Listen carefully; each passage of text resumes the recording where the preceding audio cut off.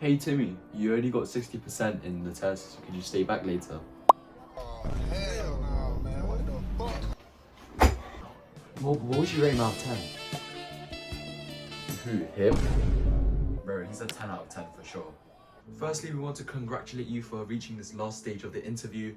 It's a very rigorous process, but you've made it. So the last question is, what did you get in your GCSEs? Oh, my GCSEs? I actually got all 9s, except for one 7. Did you just say you got a 7? I'm sorry, but I'm afraid we can't accommodate you.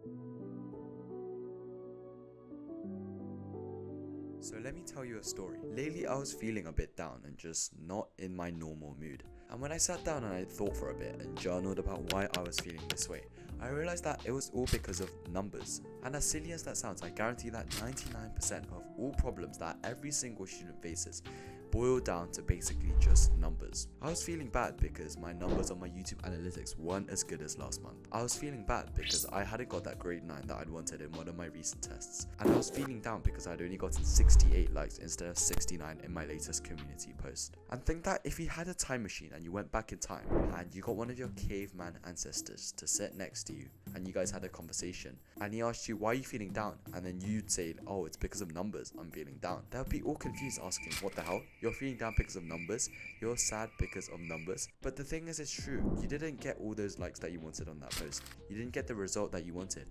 And that girl only rated you a 7 out of 10. Ask yourself recently what made you upset or sad or made you feel down. And I guarantee it'll be because of numbers. And your caveman ancestor will look at you and laugh and say, oh, that's not real problems.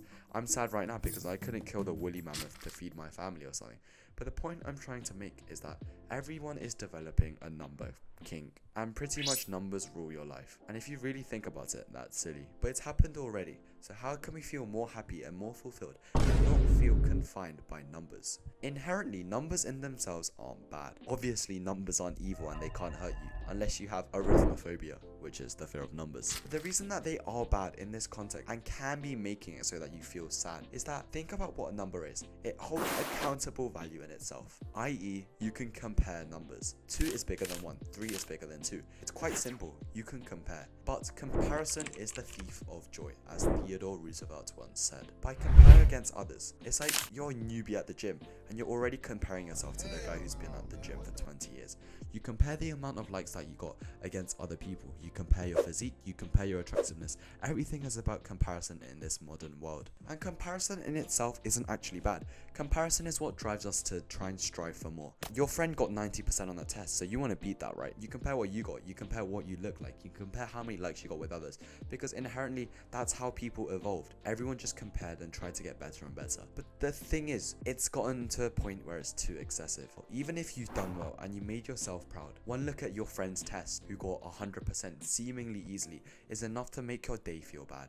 But the thing is, you should be focusing on your own journey and not comparing yourself to others in this way, because everyone is on their unique path. You don't know what your friend did. You might have pulled an all-nighter for 5 days to study for that test, and all you see is that result. So by comparing results, it's really bad because you're just comparing the end result, and whereas there is that whole other story behind to what led to that result. And at the end of our school year, they always hand out 2 awards: the person who did the best and the person who improved the most. And it is kind of a general consensus that the most improved award is really cringe, and if you get it, it's basically a joke. And a lot of the time that is the case. But if you really think about it, the guy who just got 90% consistently throughout the year against the guy who went from 40% to 70% at the end of the year is arguably more impressive, as they've made a lot of progress. And you shouldn't let numbers define your worth. Your worth is not defined by your social media followers, your test scores, what that girl rates you, or any other external metric. If I just take a step back and I look back, I was sad because my YouTube video analytics showed me less numbers. But the thing is, that doesn't change anything.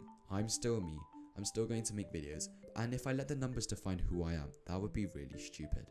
And sometimes we live in the present too much. Right now it might look like you're plateauing in life, you're not getting the grades you want, my YouTube analytics aren't improving, yada yada yada. But in the grand scheme of things, if you zoom out from that graph, I've made so much progress. I've made it such a long way, and what's to come is a mystery. Think about it. Think back to you 2 or 3 years ago.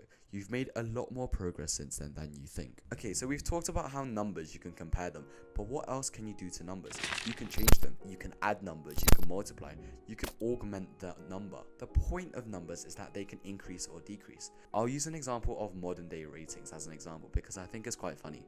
So someone called you a 6 out of 10 and you feel shit, you feel insecure, you feel that you're ugly.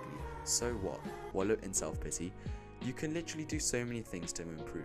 Same with all these other numbers. Instead of being sad that you only got a 5 in that test, which is the British equivalent to like a C or a D, you can actually improve. Inherently, numbers are actually good because they give you a basis to see where you are and you can improve. But so many people just let the numbers dictate them as an identity, as a fact, and they don't make any change to improve that. Everyone hates the guy who blames the world for all their struggles when it's clearly their fault. The guy who blames his colleagues for his business failing.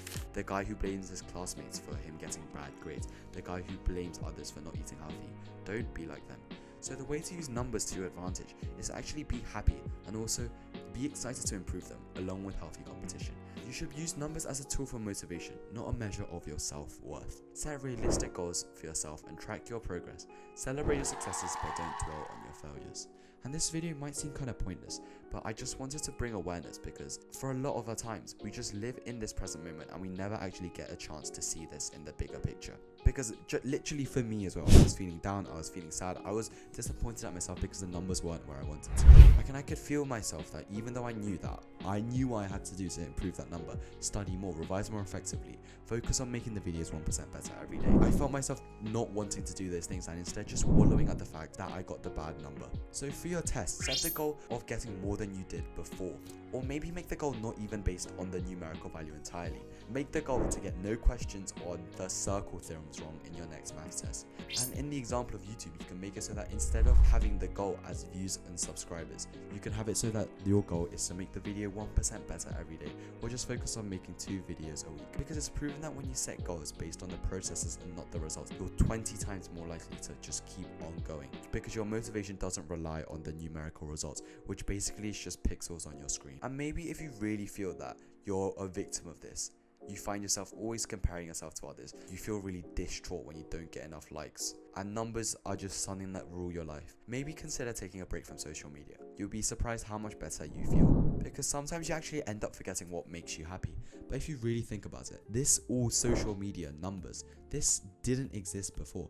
Sure, they had like grades and what you got in the tests, but I think social media really boosted this negative, depressive kind of pandemic we're in right now, because we've made it so that comparison used to be a thing, a tool for us to improve, but now it's just a numerical identity. You get given a number and it's like almost you're stuck with it forever. And so we forget what makes us happy, and quitting social media and just being aware of this. And by watching this video, you will be ahead of so many other people, because this isn't a thing that a lot of people think about. And just by being aware, you're so much less likely to fall into this pitfall. So stop being controlled by numbers. And I said in this video that numbers are bad, but a way that you should be using your numbers is in the form of an alarm. And personally for me, I use this, the Ditto Pro from Divoom. It serves as a cute little accessory that displays pixel art, as well as having ambient lighting that cycles your favorite pixel art, and serving as a clock and also an alarm, as well as a speaker. And here's a quick demonstration of me using it as a speaker. And it's really cute and cool to have as an accessory, and if you want to get it, it's the first link. Thank you for Divoom for sponsoring this video. I remember that happiness is not something that comes ready-made, it comes from your actions. Dalai Lama. We should be grateful that numbers exist, a numerical form to measure progress, and we can do things to increase that number. But if this is something that makes you feel sad, or you feel like you're not doing enough, maybe the way to increase that number is to not care about increasing that number in the first place.